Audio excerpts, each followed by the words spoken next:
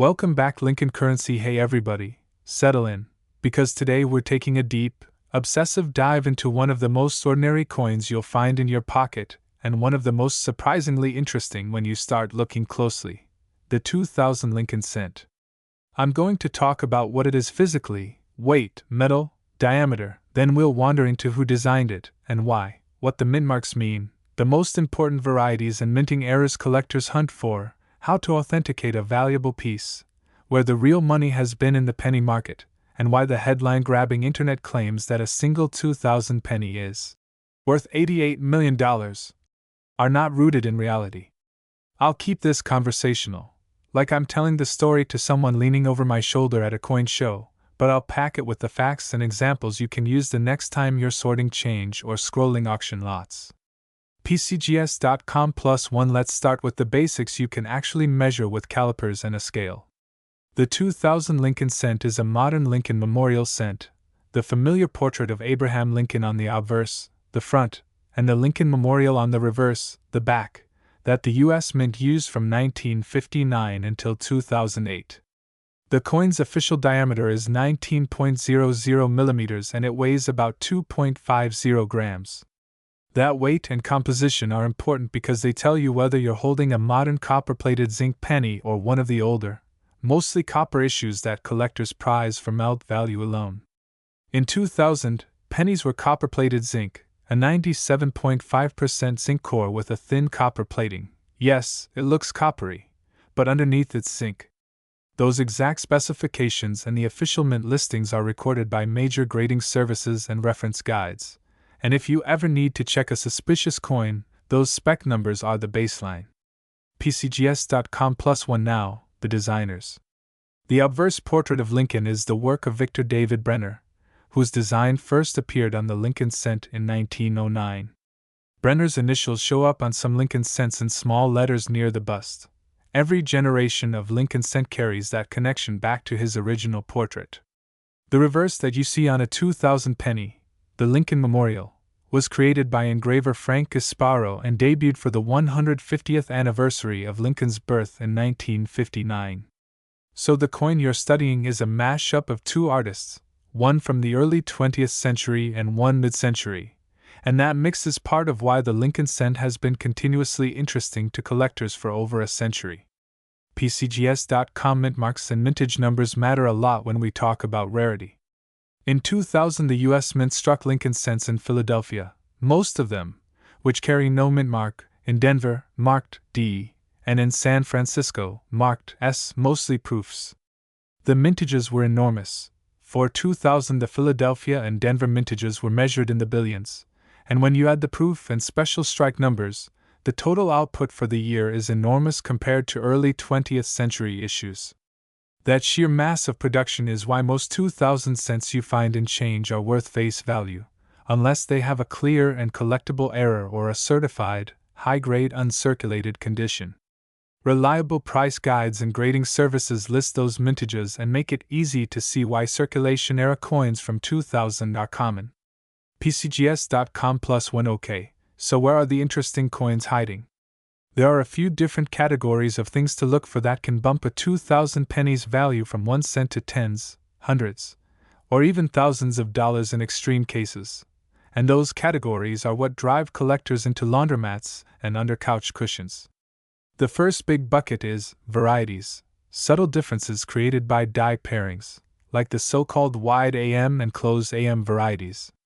On Lincoln Memorial cents, collectors look at the spacing and positioning of letters and design elements. Tiny shifts in the die create consistent varieties that can be attributed and cataloged. Some of those attributions are listed in variety guides and designated FS numbers, fed and scarce, or a similar cataloging system.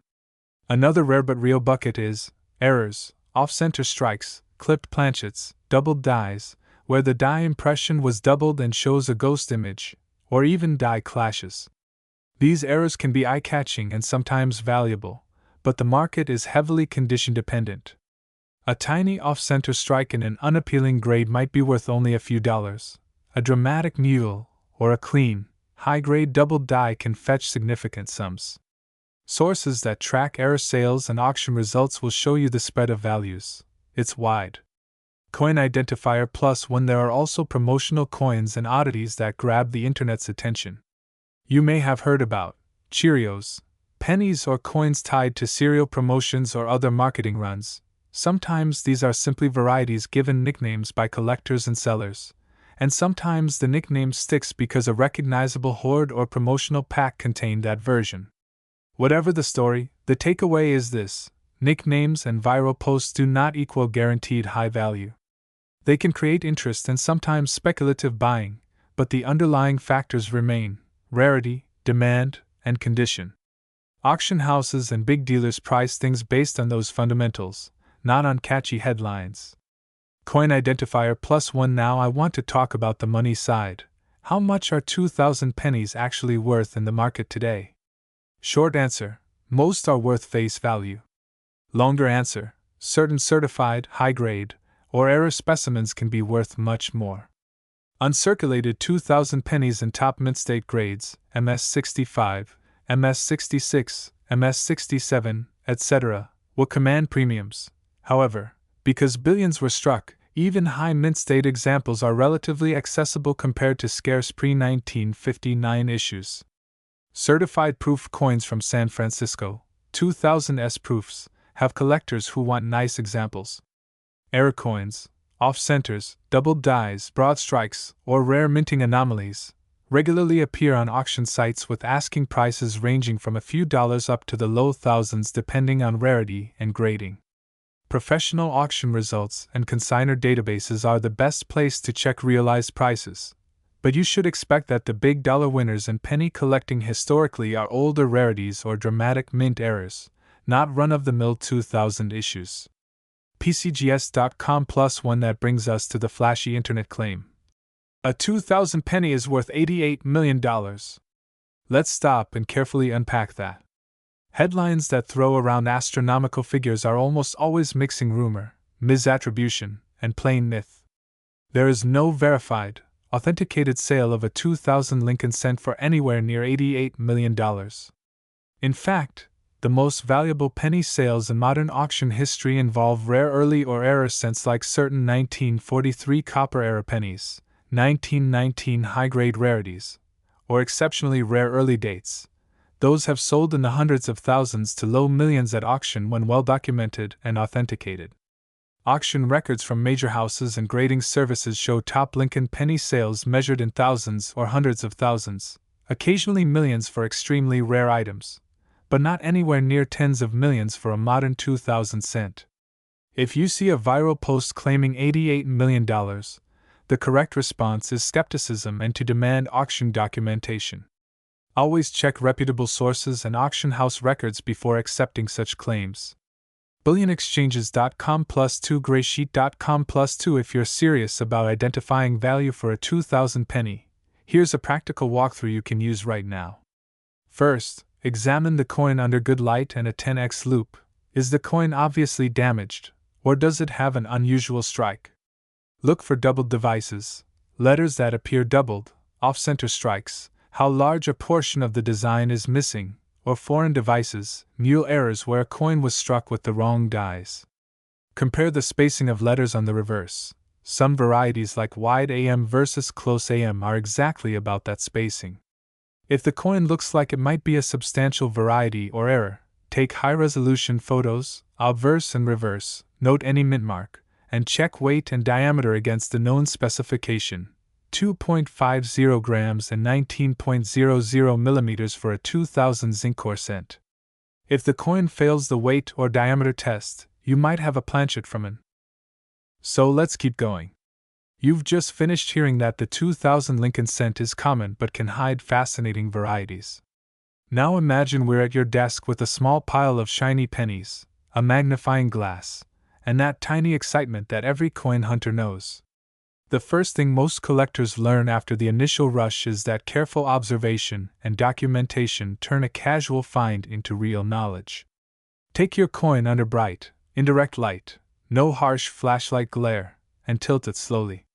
The way the light rolls over the surface tells you a lot: the smoothness of the fields, the sharpness of the details, and the subtle color shifts in the copper plating.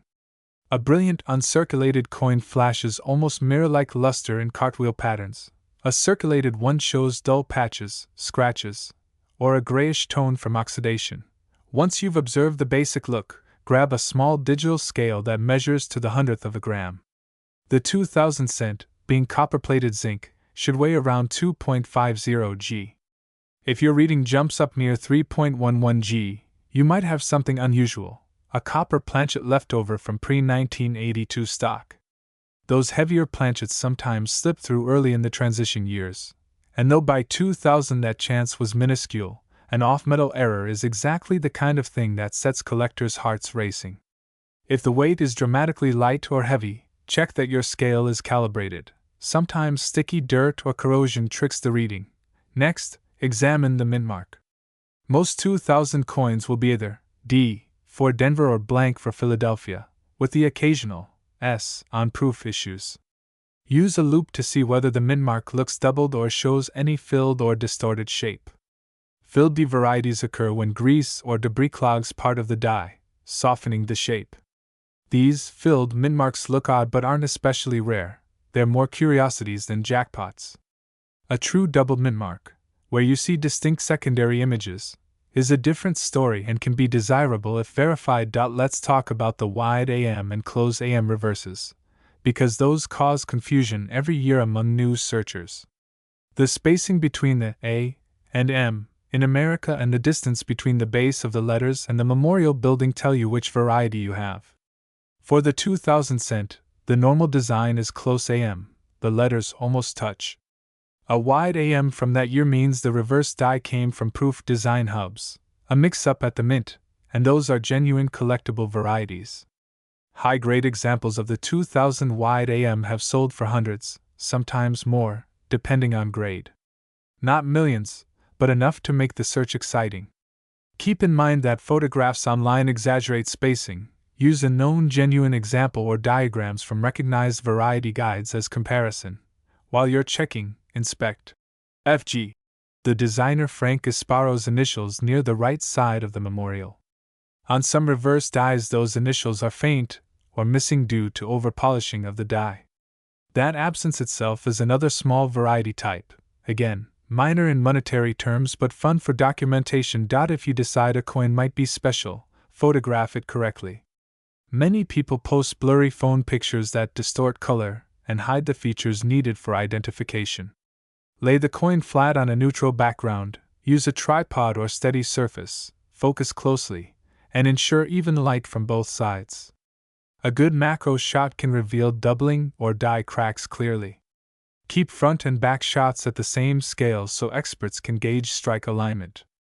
Add one close-up of the area of interest, the letters, the mint mark, or the error zone. These images are what you'll show grading services or online communities for preliminary opinions. Now, about grading itself. The major third-party grading companies, Professional Coin Grading Service, PCGS, and Numismatic Guarantee Company, NGC, assign grades from Pur 1 all the way to Mint State 70. Most coins pulled from circulation hover around VF, very fine, to AU, almost uncirculated. Uncirculated coins pulled directly from bank rolls might grade MS 60, 65, while truly pristine pieces can reach MS 67 or higher. Each single point in that top range can make a noticeable difference in market price. For modern pennies, the color designation, red RD, red-brown, RB, or brown, BN, also matters, because collectors pay premiums for full red luster. Submitting a coin for grading costs money, so it's sensible only when the potential value exceeds the fees. Suppose you suspect a 2000 wide AM and MS65 red. Grading might cost $30, $50, and auction results suggest it could sell for a few $100s if certified, so that's worthwhile. On the other hand, an ordinary MS64 close AM likely sells for less than the submission fee. The math of grading is as practical as the thrill of discovery. The next topic that keeps people fascinated is mint errors. The minting process is mechanical but far from perfect. Blank planchets feed between upper and lower dies with incredible speed. Any hiccup can produce an anomaly. If a planchet is misaligned, you get an off-center strike where part of the design is missing. If two planchets overlap, one may bear a partial brockage, a mirror image impression from the other coin. Sometimes the die itself is damaged, producing die cracks that look like raised lightning streaks across the coin. Collectors differentiate between major, eye-catching errors and minor die chips or plating bubbles that appear on millions of zinc cents. Zinc's tendency to bubble beneath the copper plating means surface blisters are common. They aren't mint errors worth premiums, just chemistry at work. Another interesting class of error is the mule, where dies from two different denominations accidentally strike a coin. Authentic mules are extremely rare and instantly headline news when discovered, because they prove a significant production mix-up at the mint. None are known for the year 2000 Lincoln cent, but the famous 2000 Sacagawea dollar with a state quarter obverse is an example of that phenomenon, illustrating why collectors always check even ordinary-looking coins. Let's loop back to history for a moment. The Lincoln cent had already been circulating for 91 years in 2000. When the memorial reverse debuted in 1959, it marked the first time a U.S. coin showed a building associated with the person on the obverse. By the year 2000, the design felt traditional, almost invisible in daily life, yet it carried the accumulated nostalgia of generations. That's part of the reason people are reluctant to let go of the penny entirely, even as production costs exceed its face value. Every cent in your pocket is a tiny time capsule of changing metals, artistic trends, and national memory. I and the collector market around 2000 era pennies, condition and rarity of specific eras rule pricing. If you look through major auction archives, you'll see 2000 wide AM examples in high mint state grades bringing hundreds of dollars. Some spectacular off-center strikes with full dates command similar sums. Proof 2000 cents with deep cameo surfaces and perfect PR70 grades sometimes trade for a few dozen dollars to low hundreds, depending on demand. But even the best of these remain far below the wild multi-million claims that circulate online. Those viral numbers usually start as clickbait or misinterpretations of unrelated high-value coin stories. Now that we've covered the physical details, the history, and the realistic value range of the 2000 Lincoln cent, let's walk through what actually happens once you think you've found a special piece. Imagine you've sorted through rolls all evening, one coin stands out, and your heart's beating a little faster. What do you do next? First, documentation. Before touching grading forms or shipping anything, record the coin as you found it. Write down the date, min mark, the roll or bag it came from, and the circumstances. Snap high-resolution photos with scale.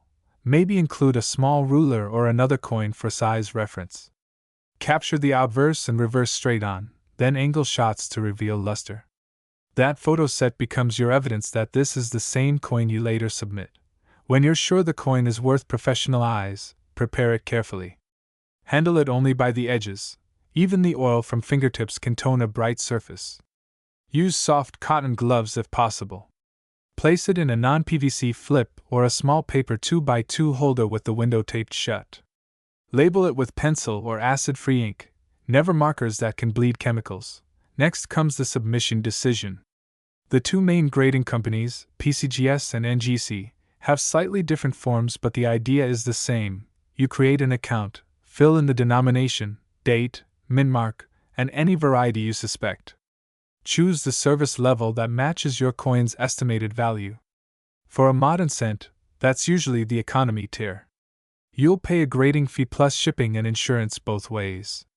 If you send several coins together, the per coin cost drops a bit, so collectors often batch submissions. After the package leaves your hands, patience begins. Turnaround times can range from a couple of weeks to over a month depending on backlog. When your results post online, you'll see the grade and color designation. Maybe it reads 2000 wide AMMS 66RD. That's a solid result. The grading holder itself, with the serial number, is your coin's passport.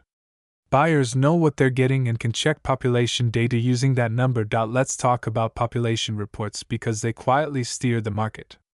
Every grading company publishes statistics showing how many coins of each date, min mark, and variety exist in each grade. Say there are 10 coins certified MS67 red of a certain variety but 400 in MS66 red. That single point bump in grade suddenly makes the MS-67 much rarer. Registry collectors, who compete for top-ranked sets, will pay premiums for those population-scarce grades. That's why two coins that look almost identical to casual eyes can differ hundreds of dollars in price. When your coin returns from grading, you face the question, keep it or sell it? If you're building a personal collection, you might store it in an inert plastic slab box or display case. Keep temperature stable, avoid humidity, and store away from direct sunlight to preserve color.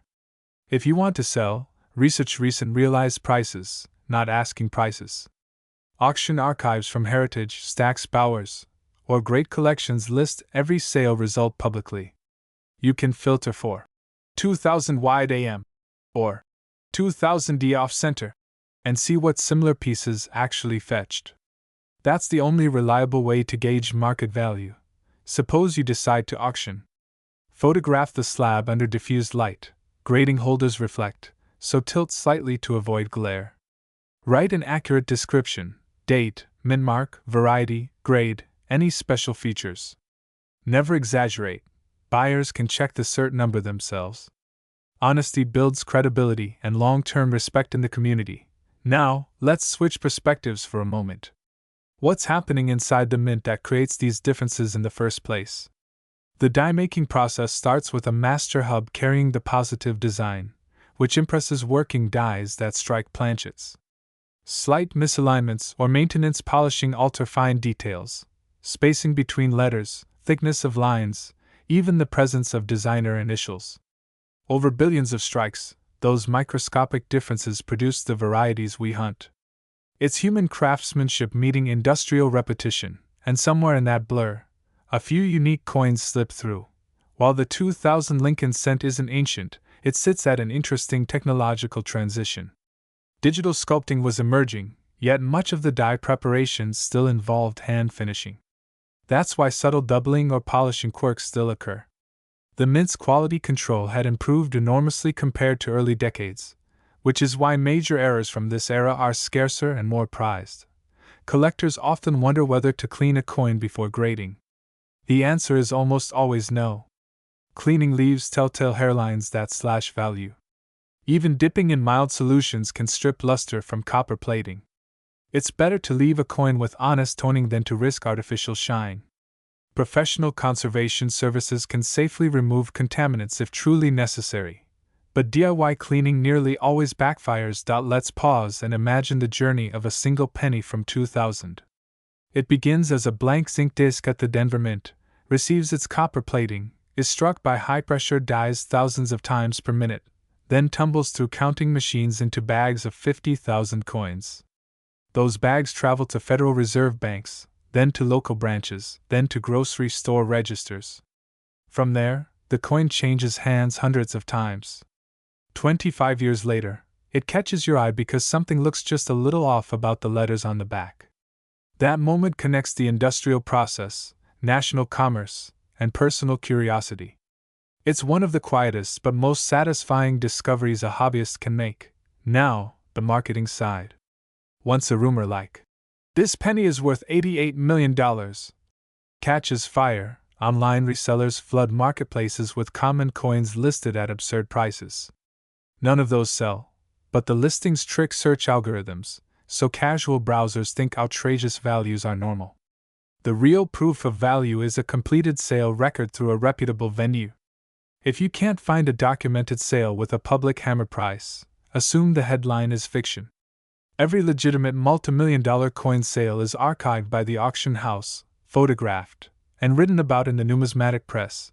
That said, there is genuine long-term appreciation in certified, top-grade modern cents. Over decades, as more coins circulate and get damaged, surviving perfect examples naturally become scarcer. Registry competition keeps demand steady. If you hold a population-low variety in superb grade, its value can rise modestly each year. That's the slow, steady side of the hobby, part investment, part preservation of history. To broaden perspective, compare the 2000 cent with earlier transitions. The shift from Wheatear reverse to memorial in 1959 produced design crossover varieties. The later change in 2009 to the shield reverse marked Lincoln's bicentennial. Each shift creates boundary years where mints experiment with hubs and dies.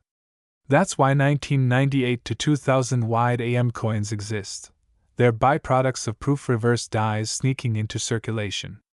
Understanding this timeline helps you predict where anomalies might appear in other series too. Another layer collectors enjoy is studying die deterioration. On zinc cents, the plating and softer metal mean dies wear quickly, leading to flow lines and die fatigue. Those radial lines around the rim, often mistaken for doubling, are just metal flow. Knowing how to tell mechanical doubling from true hub doubling saves you from false excitement. True doubled dies show separation of design elements with matching thickness, while mechanical doubling looks flat and shelf-like. Once your eye learns that distinction, you'll spot genuine rarities instantly. Let's step briefly into storage and long-term care again because it directly affects future value. Use acid-free cardboard holders, inert flips, or sealed slabs. Keep humidity below 50% and temperature stable. Avoid PVC plastic, which leaches chemicals that green-stain copper. Desiccant packs in your coin box help a lot. Label everything clearly with date, mint mark, variety, and acquisition notes. Good records make your collection meaningful to heirs or buyers later. We can't ignore the human side of the hobby. The stories, the friendships, the weekend coin shows where collectors swap tales. Someone might pull a 2000 wide AM from a change jar and, instead of cashing it, trade it for a missing key date from their set. Others might chase the complete run of Lincoln Memorial cents in every mint mark and.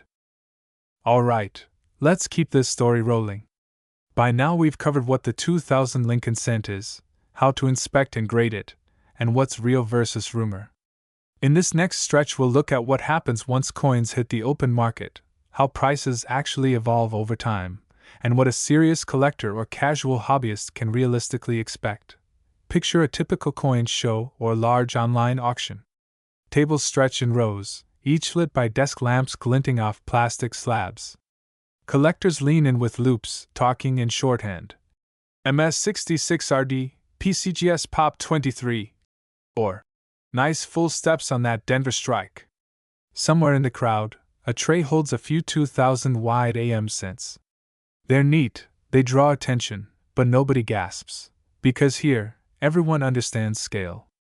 A coin with a documented mintage in the billions must have something extra to be special, and even the best modern variety is a modest treasure, not a miracle. If you flip through the actual auction archives from the last 2 decades, a pattern appears. Early 2000s sales show certified wide AM pieces in the $50 to $150 range. As collecting software and registry sets gained popularity, top-graded examples climbed into the several $100 zone. Around the mid-2010s, when the hobby experienced a wave of new online participants, prices spiked briefly, then leveled. By the early 2020s, the market stabilized. Most MS66-67 red examples brought between $300 and $700 depending on eye appeal. Coins with proof-like surfaces or exceptional color sometimes fetched more, but still well within that moderate band. That's the kind of steady, documented appreciation that collectors respect because it's grounded in supply, demand, and verified data, not hype. Meanwhile, other era classes from the same year, off-center strikes, broad strikes, die caps, show the same principle. The dramatic ones with full dates visible are the most sought after.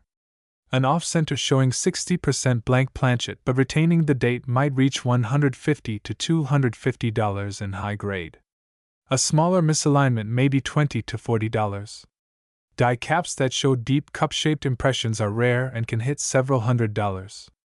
All of these figures are from recorded sales, not speculative listings. When you chart those prices over time, something interesting happens: stability. Coins tied to genuine varieties maintain value even as trends shift. Fad coins, those propelled by viral posts, flare briefly, then collapse when collectors realize there's no underlying scarcity. That's a useful lesson for anyone entering the market: follow data, not drama. Now, think about the role of grading population reports again. Every few months, PCGS and NGC update counts. As more examples are submitted, populations rise and the rarity of certain grades adjusts. For the 2000 wide AM, the top of the curve, MS67 and MS68, remains thin.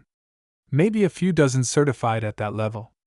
When you graph that distribution, you see why top grades command premiums. Scarcity isn't invented, it's numerically proven. Let's spend a moment on how economic cycles influence coin values.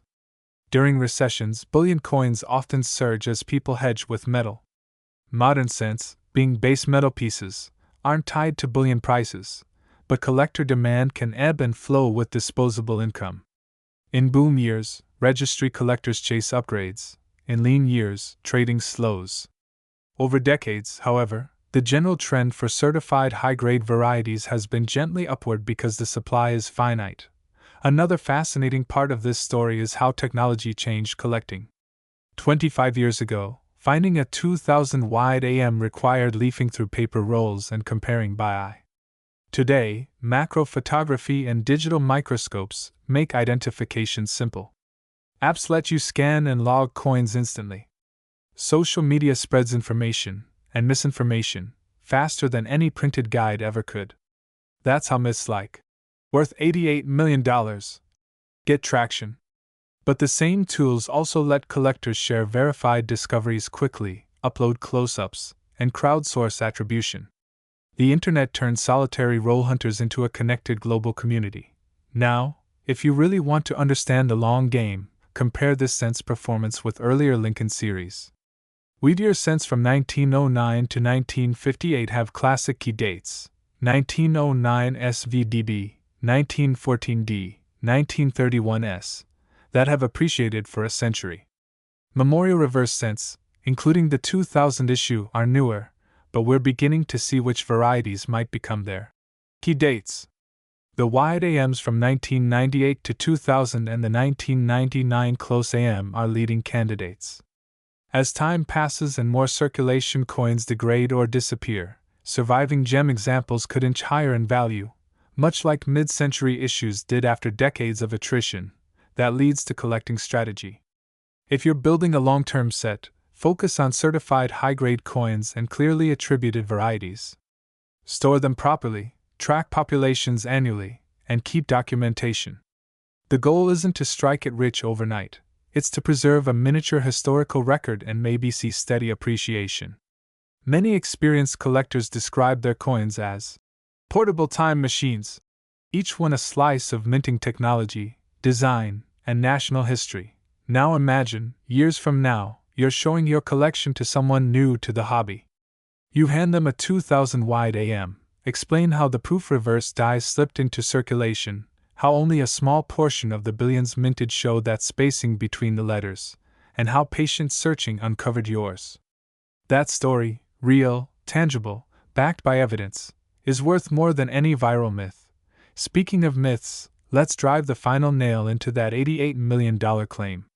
The highest confirmed price ever paid for a US 1-cent coin remains in the single-digit million range, and those are unique historical pieces, like the 1793 chain cent in exceptional condition or a 1943 bronze-era cent with impeccable provenance. No modern copper-plated zinc coin has approached even a fraction of that. Any screenshot or post saying otherwise is simply misdirection. The number sticks in people's minds because it's shocking, but shock is not evidence. If you really want to see how market records form, browse an established auction house's database. Each entry lists the coin, certification, description, hammer price, and date of sale. Those archives create transparency. Anyone can verify that a 2000 wide AM and MS67 red sold for, say, $500 on a particular date. That verifiable paper trail is what separates real value from rumor. Let's zoom back out. Why do people still chase pennies when they're arguably the least valuable circulating denomination? Because they're accessible. Anyone can start collecting without a large budget. And because the Lincoln series spans more than a century, it tells the story of changing America, from the early industrial era through wars, civil rights, and into the digital age. The 2000 cent sits near the millennium boundary, symbolizing continuity. Collectors often find that what begins as curiosity becomes mindfulness. Searching coins teaches patience, attention to detail, and respect for history. Even when a find turns out common, the act of examination connects you to the craft. That's why the best collectors don't measure success only in dollars. They measure it in discoveries, in the knowledge gained with each coin turned under the light. Now let's imagine how the market might look 20 years from now. Suppose the US eventually discontinues the cent due to production costs. Overnight, every existing penny becomes a finite relic of the era of small change. Demand could spike temporarily, especially for key varieties. Your carefully stored 2000 wide AM could then serve not only as a curiosity but as a representative of the last generation of Lincoln Memorial design. Future collectors will seek them as history pieces, much like people today chase the last silver dimes. Before we wrap this part, let's summarize the take-home truths you can speak to your viewers in the video's closing minutes. Every coin has measurable specs, weight, size, metal, that let you confirm authenticity. Varieties like the 2000 wide AM are real and collectible, but their value lies in rarity and condition, not mythic numbers. Professional grading and transparent auction results define true market worth. Proper storage and documentation preserve both monetary and historical value. Patience, accuracy, and skepticism are a collector's best tools. When your audience finishes watching, they'll know the difference between a clickbait claim and a genuine numismatic discovery. And that understanding, that feeling of seeing clearly, is what keeps the hobby alive. Imagine the camera opens tight on a single worn penny glinting under a desk lamp. You hear the soft clink of other coins sliding aside. The narrator's voice, calm but excited, begins. At first glance, it's just a coin worth 1 cent. But sometimes, a simple penny can open a doorway into history, craftsmanship, and the thrill of discovery. From that point, your video can unfold almost like a mini documentary, alternating between macro shots of coins, slow zooms on design details, and occasional on-screen text reinforcing what the audience hears. This structure helps your viewer follow the journey, from everyday object to collectible artifact, without needing prior knowledge. Start with the hook. In the first 30 seconds, mention the viral rumors. Something like, you may have seen posts claiming a 2001 cent coin sold for $88 million. Let's separate myth from measurable reality. Then, while you speak, overlay scrolling screenshots of those exaggerated listings. Immediately follow with, here's what those coins actually are, how they look, and what verified examples have sold for. That quick promise of clarity holds attention because viewers crave truth behind the hype. As the video progresses, pace the narration so each idea has breathing room. Use pauses for close-ups, Lincoln's portrait shimmering under raking light, the word America magnified to show the spacing between the letters, the bright copper color shifting as the coin tilts. Each visual reinforces the verbal points about design and variety. When you mention weight, show the digital scale reading 2.5 grams. When you describe the diameter, overlay a ruler graphic showing 19 millimeters. Little touches like these transform information into experience. When you move into the history segment, layer in soft archival music, maybe muted brass or piano, while showing black and white photos of early Lincoln cents. Fade into color as you describe the change from the Wheatear reverse to the memorial design in 1959, then finally the millennium issues of 2000. Narrate how technology evolved at the mint, and let each coin image shift seamlessly to the next. Viewers will feel that quiet passage of decades. At the midpoint, bring back energy. Cut to footage of someone searching through coin rolls, fingers flipping cents across the table. Over that, narrate. Every collector remembers the first time they spotted something different, a wider gap between letters, a mirror-like shine. That small moment connects billions of everyday transactions to one person's curiosity. You can even add the satisfying clink of coins as a rhythmic underbed. Sound design keeps the viewer engaged. Then guide them step by step through verification.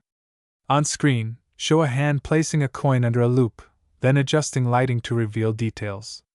Mention that the genuine wide AM variety has a clear space between the letters A and M in America, while the common close AM shows the letters nearly touching.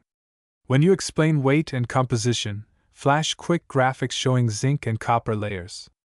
That makes abstract data visual and memorable. As you narrate the grading process, consider including stock footage of sealed slabs from PCGS or NGC, gently turning under light. Explain calmly. Grading isn't about hype. It's about documenting conditions so that everyone speaks the same language. MS stands for mint state, followed by a number from 60 to 70. The higher the number, the fewer marks and the stronger the luster. Slow the pacing here. Educational moments need clarity. After that, return to story energy with examples of real-world value. Use screenshots of legitimate auction results, blurred slightly for privacy but readable enough to prove authenticity. Say, this certified 2000 wide AM in MS67 red sold for just over $600. Another, a minor off-center error, brought $180. These are real, verifiable numbers from recognized auction houses. Viewers appreciate seeing proof, and those figures feel achievable rather than absurd. Now weave emotion back in. Talk about why these coins matter beyond money. The narrator might say, every piece of change tells a story of countless pockets, registers, and years of service. When you find one that breaks the pattern, you're holding a survivor, a witness to the machinery of the mint and the patience of collectors. This sort of reflective moment lets your audience breathe and reconnect with the human side of the hobby. As you approach the climax of the video, bring the myth full circle. Display a bold graphic reading $88,000,000 across the screen, then slowly fade to a more realistic price range overlay while you say, in reality, number 2000 penny has sold for millions. But that doesn't mean your coin can't be special. What matters is understanding what makes it special. The contrast between rumor and fact gives viewers a satisfying sense of resolution. Then, for your educational wrap-up, summarize key points visually. Weight, 2.5 grams. Composition, 97.5% zinc, 2.5% copper plating. Design, Lincoln Memorial reverse by Frank Gasparo, obverse portrait by Victor David Brenner. Variety to watch, 2000 wide AM. Philadelphia Mint. Realistic market range, tens to hundreds of dollars depending on grade. Keep each bullet on screen for a few seconds with gentle motion. Graphics, maybe coins sliding into frame beside the text. After the summary, shift to a personal closing. The narrator can speak directly to the viewer. If you're holding a handful of change right now, look closer. Maybe not for riches, but for connection, to the artistry, the industry, and the stories struck into every coin. At that line, fade through a montage, the mint press is operating, people sorting coins at home, close-ups of pennies glittering in sunlight. It brings emotional closure and visual satisfaction. Finally, your call to action. Instead of the usual quick like and subscribe, tie it to curiosity. If you love uncovering truth behind coin myths, hit subscribe and join me next time as we explore another cent that's hiding history in plain sight. End with a slow zoom out from a single penny resting beside a magnifying glass, the reflection of light forming a warm halo over Lincoln's face. Then fade to black with soft ambient music trailing off. That cinematic yet accessible tone keeps your content credible and engaging.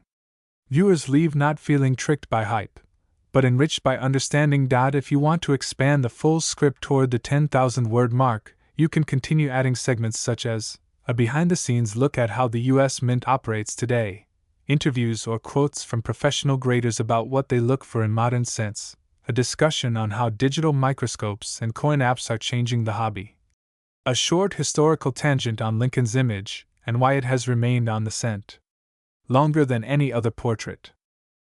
After that final fade to black, imagine the camera lifting again, this time to a quiet study filled with books, magnifying glasses, and a small wooden tray of coins under a reading lamp. The narrator's voice returns softer, more reflective. Our story doesn't end when the camera stops.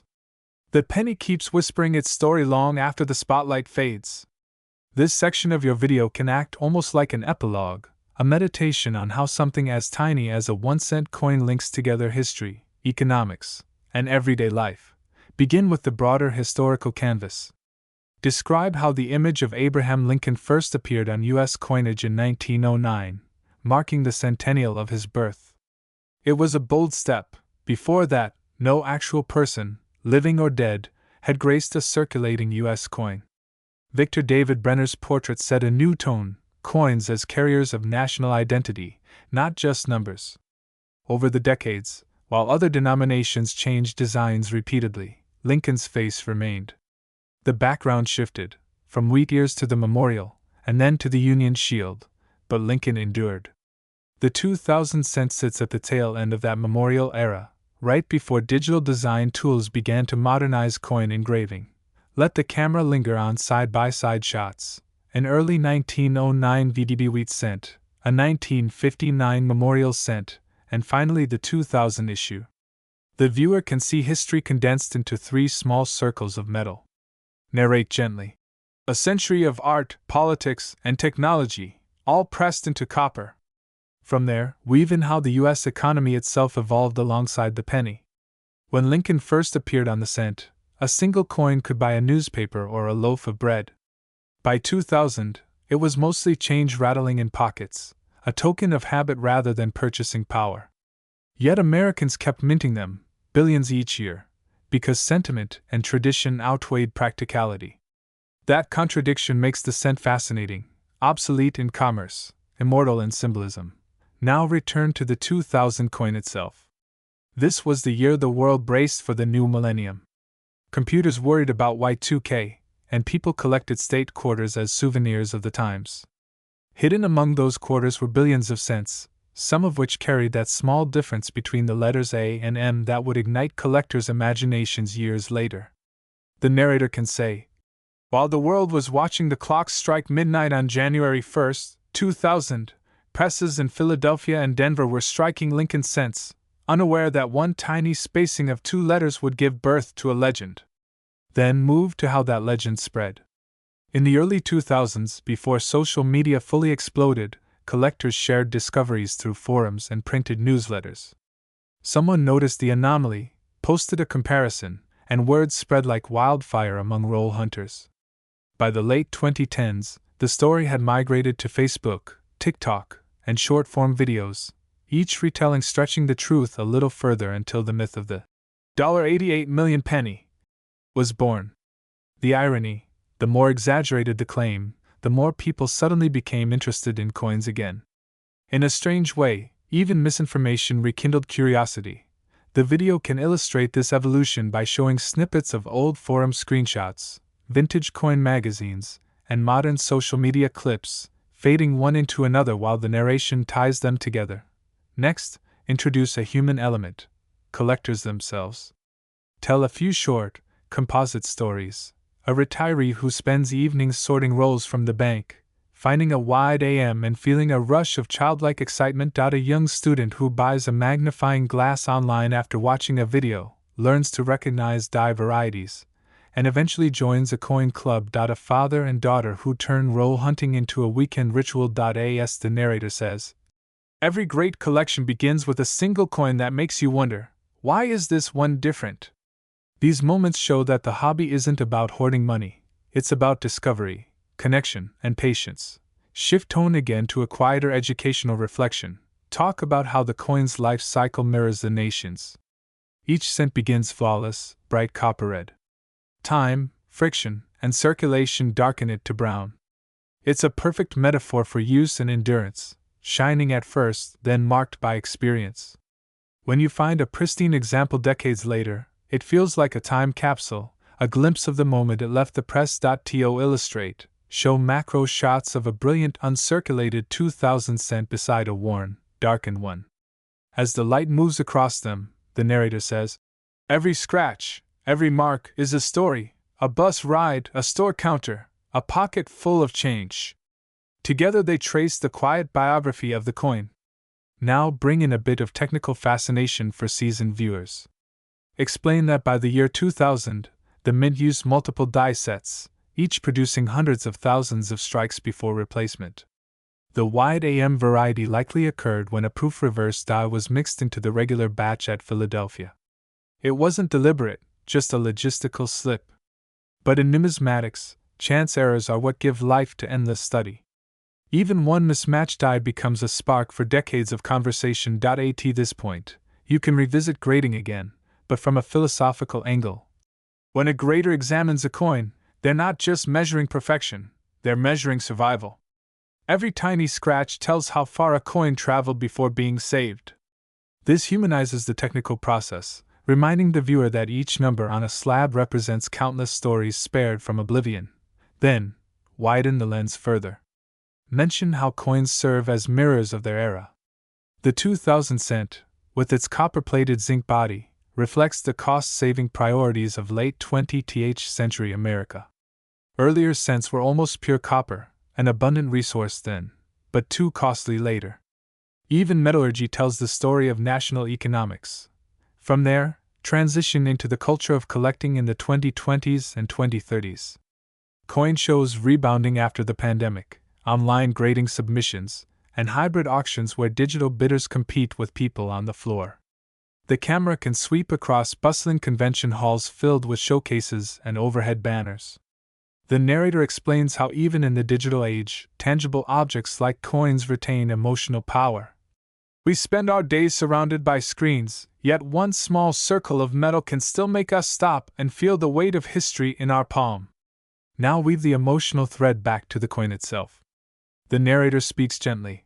That's why the myth of the $88 million penny, while false, carries a kernel of truth. It shows how much we want ordinary things to surprise us. Deep down, we all hope there's treasure hidden in plain sight. Pause for a few seconds of silence while the camera focuses on a close-up of the coin spinning slowly and settling flat. The soft metallic sound fills the quiet. Then conclude this part with a sense of continuity rather than finality. Whether it's worth $1 or $100, every genuine discovery begins the same way, with curiosity. The real value of the 2000 cent isn't in the price tag someone invents online, but in the learning it inspires. That's something no auction can measure. As background music swells slightly, show a montage, rolls of pennies spilling across a table, a magnifying glass reflecting light, the mint's great coining presses thundering, and finally, the simple face of Lincoln, unchanging through it all. Fade to near silence. The narrator's voice lowers for the final lines of Part 6. So the next time a penny glimmers in your change, don't just toss it aside. Hold it to the light, listen to its quiet story. Maybe it's from the year 2000, maybe it's one of billions, or maybe it's one of the few that carries a hidden quirk, a small reminder that even in the most ordinary things, there's always room for wonder. Then fade to black once again. The screen opens once more on that same desk, the reading lamp still glowing. Outside the window it's twilight, and the light pools warmly over the scattered cents. The narrator's voice returns, steady, calm, thoughtful. Night settles, but our story doesn't end. The penny, after all, never really sleeps. It moves through hands, pockets, drawers, vending machines, every heartbeat of an economy. And sometimes, against all odds, it finds its way back to someone who still listens. From here the script becomes a final meditation, carrying viewers beyond the 2000 cent itself into what it represents. Begin with the flow of time. Think about it, this coin was struck a quarter of a century ago. In that time, the world changed faster than any mint press could spin. Smartphones replaced landlines, digital payments replaced wallets, yet we still measure value with these little copper glimmers. Every one is a survivor from a fading era of touch. Cut to shots of modern payment scenes, people tapping phones, scanning cards, then back to a single coin resting quietly on a counter. The cent no longer drives commerce, but it still anchors memory. It reminds us of when value was something you could feel. Next, turn toward global perspective. Across the ocean, other nations have let go of their smallest coins. The Canadian penny retired in 2012, the Australian in 1992, the New Zealand in 1990. Each time, citizens felt a pang of nostalgia. America still holds on, partly out of habit, partly out of affection. Maybe it's the face of Lincoln, maybe it's our resistance to letting go of the small things that link past and present. Now guide the viewer back into the numismatic world. Collectors know that when a denomination nears its end, attention intensifies. People start saving the last issues, sealing them away before they vanish from change. If the United States ever retires the cent, the 2000 series will mark the twilight of an age, one of the final decades of mass-produced copper-plated coins. Every preserved example will become a relic of that transition. Show slow-motion footage of coins tumbling in mint hoppers, sparks of light glancing off copper. Then show them rolling along conveyor belts, into sacks, into circulation. From here, broaden the reflection. Money was never just metal, it's communication. The mint mark tells where it was born, the design tells what a nation values, the wear tells where it has traveled. A coin is a biography written in metal. And when we study it, when we weigh it, grade it, and debate its quirks, we're really studying ourselves. Let a few seconds of quiet follow. Then the narrator continues. That's why myths like the $88 million penny catch fire. They speak to our longing for wonder, for the impossible find that changes everything. But the real magic lives elsewhere, in the patience to learn, the thrill of seeing truth up close. Real collectors don't chase fantasy, they chase understanding. Now let the script turn gently hopeful. Somewhere right now, a kid is counting coins under a lamp, just like you and I once did. Maybe that child will spot a wide AM, or maybe just a bright red 2000D fresh out of a forgotten roll. Either way, curiosity will spark, and a new collector will be born. That's how this hobby endures, not through fortune, but through fascination. Shift tone again, toward the future. In the coming years, digital collectors will catalog every die variety, every micro-error, creating living archives that outlast us. Artificial intelligence will scan coins faster than any eye, yet the joy of discovery, the heartbeat moment when you realize what you found, will always belong to humans. Because behind every coin is a story, and behind every story, a person who cared enough to look closer. Now the camera can move slowly across the desk, the magnifier, the reference books, the single coin gleaming softly.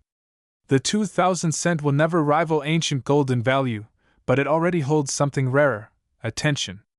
In a world rushing toward the next big thing, it teaches us to slow down, to notice detail, to respect craft. Then, draw the narrative toward a close with gratitude. We've followed this penny from the roaring presses of the mint to the rumors of riches online, from the truth of its design to the quiet wonder of its survival. We've seen how myths rise, how facts endure, and how history hides in plain sight.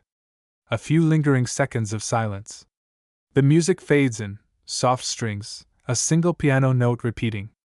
The narrator speaks the last lines. Maybe the penny will disappear someday. Maybe the world will move on to numbers that live only on screens. But even then, in boxes and drawers, a few bright 2000 cents will remain, tiny sons of metal, whispering a story about value, patience, and the beauty of small things. The camera tilts up toward the window, dawn light beginning to glow. The last sound is the faint metallic ring of a coin settling flat on wood. Fade to black. The screen stays black for a few seconds after that last metallic ring. Then a faint glow returns. A hand appears, placing that same penny into a small clear holder. The voice returns, gentle, reflective. Every story deserves a safe place to rest. So the coin that once passed through pockets, stores, and hands now finds a home. Not because it's priceless, but because someone finally saw it for what it was. This is the epilogue to the epilogue, an afterthought that becomes a promise. The narrator continues. When we protect an old coin, we protect the work of anonymous engravers, machinists, and mint workers whose skill turned raw metal into symbols of trust. Each strike was a collaboration between art and precision. Even the tiny 2000 cent carries their fingerprints, unseen, but enduring. Now show slow-motion clips from inside a modern mint, blanks spinning down hoppers, dies descending, finished coins spilling into trays. Let the metallic rhythm build under the words. Machines do the heavy lifting, but humans give meaning to the motion. Someone designed the press, someone calibrated the temperature, someone inspected the first batch. Behind every flawless strike, countless quiet hands. The narration can move into the culture of collecting once more. Coin collecting isn't really about possession. It's about preservation, The idea that beauty and craft shouldn't vanish with time. The 2000 cent connects you to every collector who ever bent close to the light, looking for a tiny difference that no one else had noticed. It's a conversation across generations, whispered in copper. Let the video drift through time-lapse imagery of coin albums being opened, catalogs turning pages, hands and gloves carefully setting pieces into holders. The voice. When you fill an album page, you aren't just completing a set, you're building a timeline. The missing spaces are questions waiting to be answered. The filled ones are answers preserved. Then, gently circle back to the myths that started everything.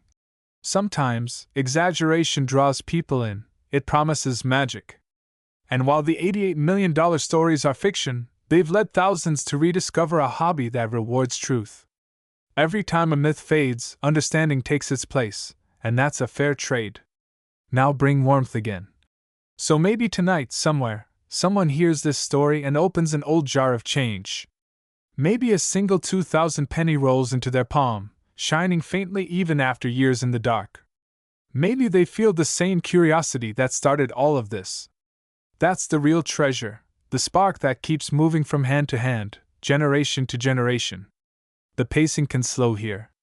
The images become simpler, just close-ups of copper coins in soft light, the sound of a heartbeat-like clock ticking faintly. What gives anything value? Not the number printed beside it, but the care we give it. Value is the story we choose to remember. Then transition to a broad, almost philosophical reflection. Coins outlast their makers, their owners, their economies. Long after banknotes crumble and data fades, a coin endures.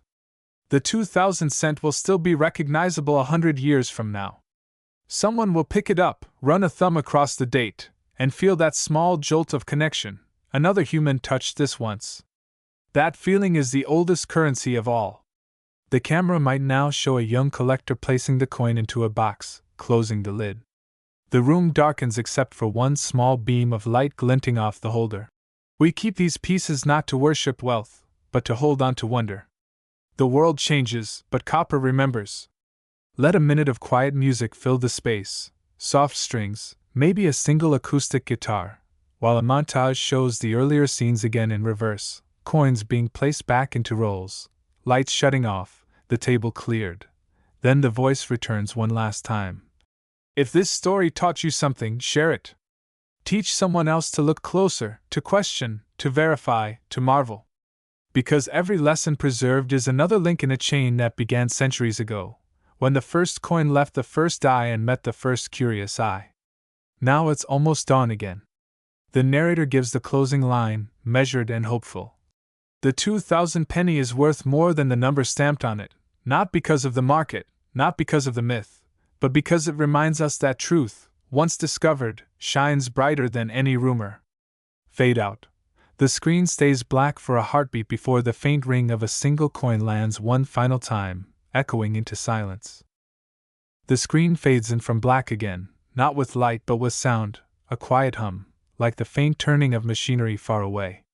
Slowly, the image of a coin press reappears, not in motion this time, but at rest. Dust floats in the air. The light through a high window glances off the still metal surface. The narrator speaks softly, like a memory being retold. And so the presses stop. The noise that once filled these halls fades into silence.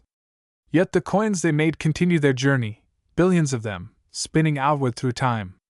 Among them, a few that someone, somewhere, will look at twice. A pause then.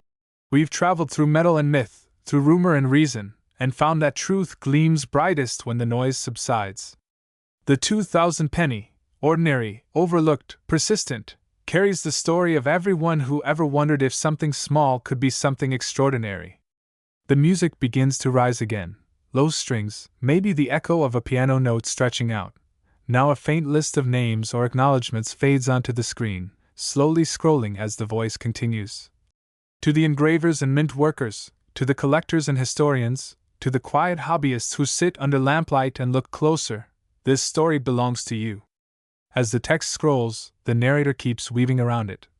Every frame of this film, every sentence of this story, is a thank you to curiosity, that spark that refuses to fade. The same curiosity that makes someone turn a coin over just to see where it was born, what year, what mint, what little mark separates it from all the others. Now the scrolling credits slow, and the imagery shifts to a long pan across old coin albums, mint sets, and glass cases in museums. The voice. We live surrounded by details too small to notice: the texture of a die, the way light bends across copper, the rhythm of the reeded edge. But when we take time to look, the world unfolds into patterns, stories, meanings. The 2000 cent is one of those quiet teachers. Let there be a pause, the sound of a soft exhale before the music fades into a lower tone. Maybe one day, the penny will vanish from circulation, and the phrase "a penny for your thoughts" will linger as an echo from a different age. But until then, each one we find reminds us that history is still within reach, right there in the palm of your hand. The screen now shows hands of all ages: a child, a teenager, an elderly collector, each passing a single coin from one palm to another. That small gesture, passing a coin, passing a story, that's how knowledge survives. Then, as the final names fade off the screen, the narrator's tone turns even softer, almost whispering. You don't need millions to hold something valuable. You just need to see value where others don't. The 2000 penny taught us that. Not because of rumors, but because of reality, the quiet truth that meaning lasts longer than money ever will. The sound of the coin press returns, now not industrial but rhythmic, almost musical, a pulse under the words. So if you still have one, hold it to the light.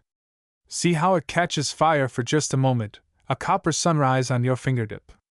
That's not just reflection, that's remembrance. The image fades slowly to pure light, then dissolves into a gentle abstract shimmer of copper tones.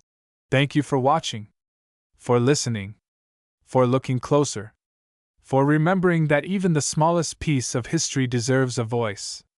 Silence again. The light dims to black. After a few seconds, a post-credits whisper, the narrator's voice one last time, almost a secret. Check your change. You never know what stories might still be waiting there. A soft metallic ring closes the film. The screen is black again. Only a faint hum remains, like the room breathing. After a few seconds, a single light flickers on over a workbench. The same coin sits there, the 2000 cent that carried the whole story. The voice returns, no music now, just presence. If you've made it this far, then you already understand something most people miss. Every myth begins with a fragment of truth. Somewhere, someone once looked at an ordinary coin and saw possibility. They imagined what it might be worth if rarity bent the rules, if chance smiled twice. That spark of imagination isn't wrong, it just needs guidance. The narrator leans into honesty. A genuine 2000 cent, even in mint state, isn't worth millions. But learning why it's not, that's what makes you a collector. You learn to weigh stories the same way you weigh coins, by balance, by feel, by sound. Real knowledge doesn't shout, it rings clear and steady. Cut to close-ups of reference books, digital microscopes, hands turning pages. Before you chase fortune, chase understanding. Study die varieties, mintage figures, history. Know the difference between copper and copper-plated zinc, between wide AM and close AM, between rumor and record. The truth you gather will always be worth more than the fantasy you leave behind. A pause, the light warms. The internet will keep inventing treasures. People will keep claiming secret millions. But the real collectors, the quiet ones, will keep searching for precision, beauty, and truth. That's the real currency of this hobby. Now the voice softens even further. So maybe tonight, as you set down this story, you'll open that jar of change, not to hunt for wealth but to reconnect, with history, with patience, with the idea that even the smallest thing can still surprise you. The camera drifts closer to the coin. It catches the glint of the date, 2000. The D-mint mark. The fine lines of Lincoln's profile. There he is, still watching the nation he once led, still reminding us to keep our eyes open, our hands steady, our minds curious. The coin is small, but the lesson is vast. The light dims to a single spot, a halo around the coin. Because the worth of anything, metal, memory, or moment, comes not from the market, but from the meaning you give it. A long silence. Then one final sound, the soft click of a camera shutter capturing the coin's image. Keep looking closer. Fade to black. The faintest echo of the earlier piano theme returns, one note, held long enough to disappear into quiet. The credits end.